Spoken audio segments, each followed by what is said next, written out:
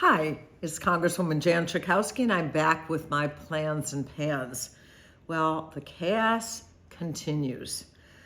We were hoping that we would be able to move forward and get a continuing resolution that would keep the government open. And now all of that is up in the air.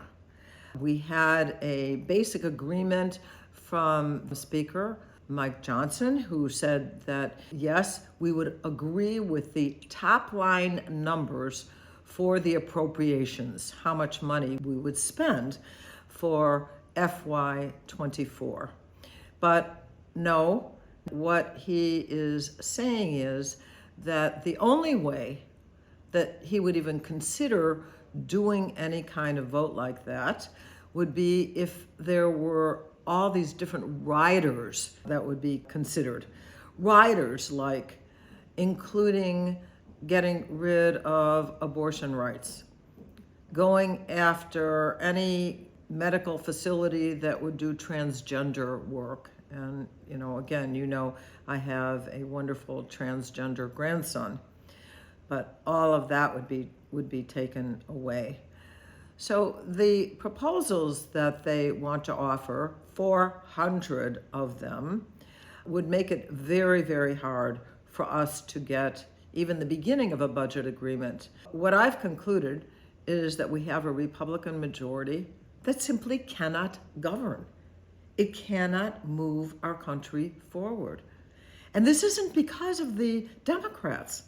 This is all internal among the Republicans who can't agree on anything. So I am hoping that on January 19th, we are not going to see a shutdown of the government. That's what could happen. Or we could see this continuing resolution kicking the can down the road again until perhaps March. And then we'd be in the same dilemma that we're in right now. It is really, really frustrating. We have a hard time getting any bills at all passed and moving in ways that can help the American people. But the good news is that actually the Department of Labor made a big move to help millions of Americans. And what they did was say that certain people who are currently classified as independent contractors would now become employees. Who am I talking about? Uber and Lyft drivers. We're talking about home care workers and janitors, construction workers, and truckers. All of these people now will be considered employees. And what they will be guaranteed would be minimum wage, overtime pay, unemployment insurance, and Social Security. So this is really big. I am so grateful to Acting Secretary Julie Su, and I know the president is trying once again to make sure that she becomes the permanent Secretary of Labor for making sure that this passed. So I know that there definitely is some pushback from big corporations particularly, but it is time that these hard-working Americans get basic benefits. And I'm very, very happy about that. The other big issue in the news is about immigration. And last week, I was part of a group of members of Congress who represent Illinois and the northern part of Illinois, including both senators and the governor, to talk about what is happening in the Chicago area, what's happening in Illinois. We know that the Governor Abbott of Texas, has sent over the last year 30,000 migrants to Chicago. They've come on buses, they've come on planes that they've hired to send people to Chicago. We in the Chicago area are basically very welcoming to immigrants. We have a long history of being so diverse. I am a first-generation American myself, but it is very challenging right now with so many people coming. Now, we have made some important successes. About 10,000 of the migrants are now in permanent housing, and no one is housed in a police station anymore, which is good news. But it is still very, very difficult. And I know a lot of the not-for-profit organizations and volunteers in general have been doing as much as they can to help the migrants, providing clothing and food. I know people from the Ismaili community have been collecting suitcases because people who get clothing and other things, other items, have not had any place to put them. So they've been getting suitcases with locks for people to take care of their goods.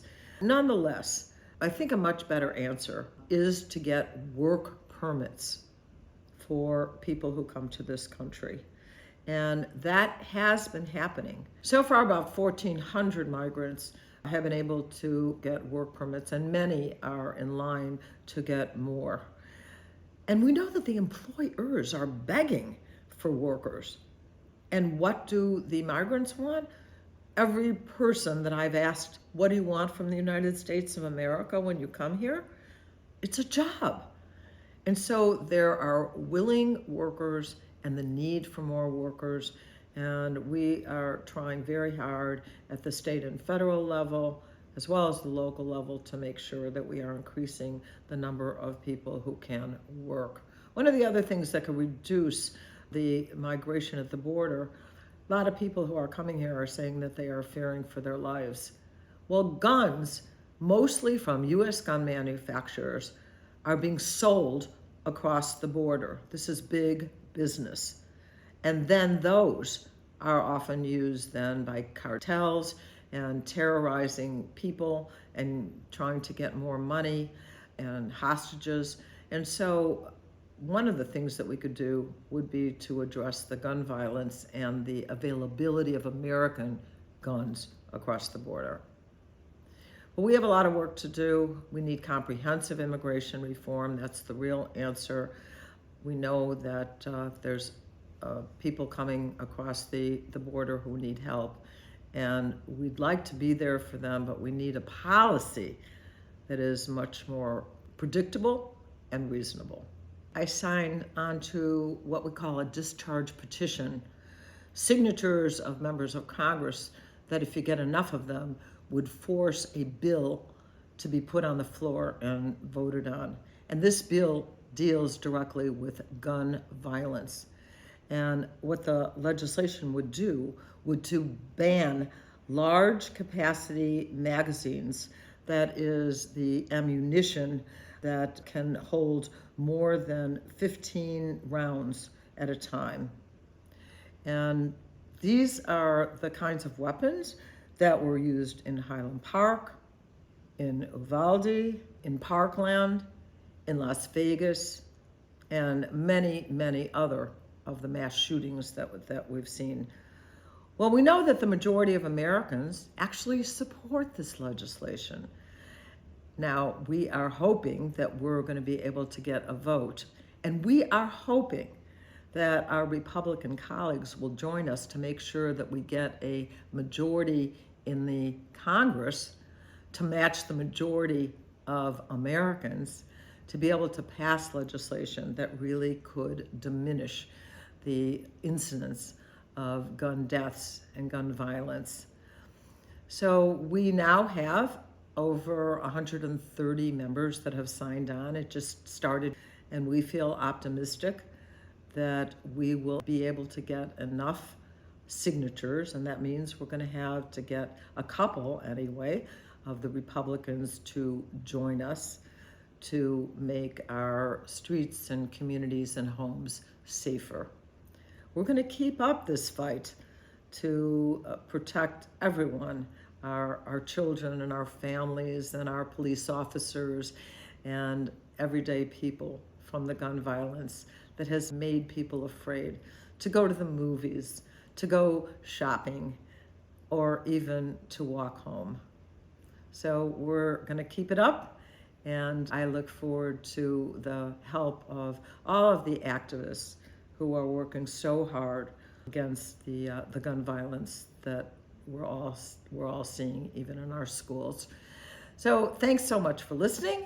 I'll see you next week. Hopefully we're going to get more things done that would be constructive. I'm going to keep fighting for that, and I'll see you then. Thank you for watching my video. Make sure you subscribe to my YouTube channel and follow me on Instagram, Twitter, and Facebook, where my handle is @Jan Schakowsky.